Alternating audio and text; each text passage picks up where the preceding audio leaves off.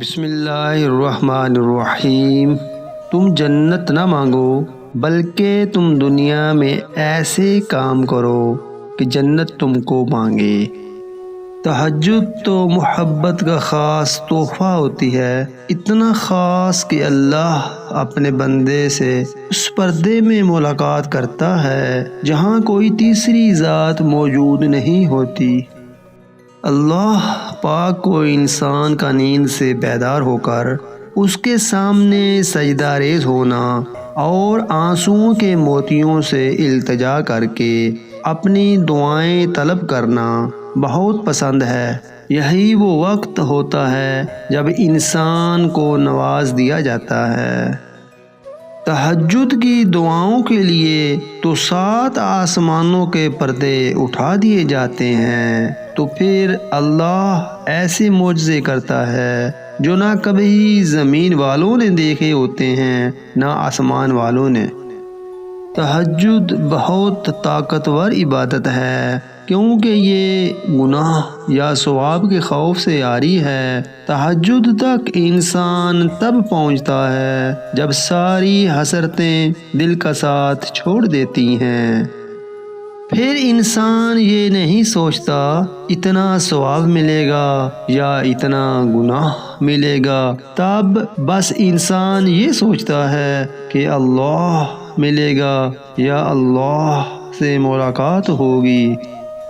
تہجد سے تمہارا تعارف اللہ یوں ہی تو نہیں کروا رہا، یقیناً تمہارے نصیب میں ہزاروں معجزے ڈال دیے گئے ہوں گے۔ تہجد پڑھا کرو، کوئی ملے نہ ملے رب ضرور ملے گا۔ تہجد کی نماز کے لیے جاگنا بھی اللہ کی بے شمار نعمتوں میں سے ایک نعمت ہے۔ تہجد کی دعائیں تو معجزوں کا عکس ہوتی ہیں۔ فرش پر ہاتھ اٹھاؤ گے تو عرش پر اللہ کو پاؤ گے۔ وقت تہجد آسمان کی طرف دیکھو تو محسوس ہوتا ہے جیسے ساری کائنات صبر کے رنگوں سے سجائی گئی ہو۔ جو اندھا بھروسہ تم لوگوں پر کرتے ہو وہ کبھی اللہ پر کر کے دیکھو، یقین کرو وہ نہ بھروسہ توڑے گا اور نہ تمہیں کبھی ٹوٹنے دے گا۔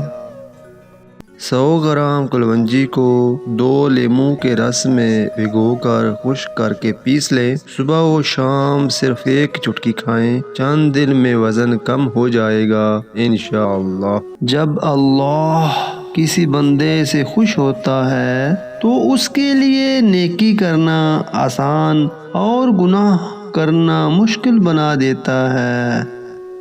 جو دوسروں کو عزت دیتا ہے اصل میں وہ خود عزت دار ہوتا ہے، کیونکہ انسان دوسروں کو وہی کچھ دیتا ہے جو اس کے پاس ہوتا ہے۔ اسلام نے عورت کو قید نہیں کیا بلکہ حوث پرستوں کی نظروں سے محفوظ کیا ہے۔ اگر آپ چینل پہ نئے ہو تو ویڈیو کو لائک، کمنٹ، شیئر کر دیں اور چینل کو سبسکرائب کر دیں۔ بہت شکریہ۔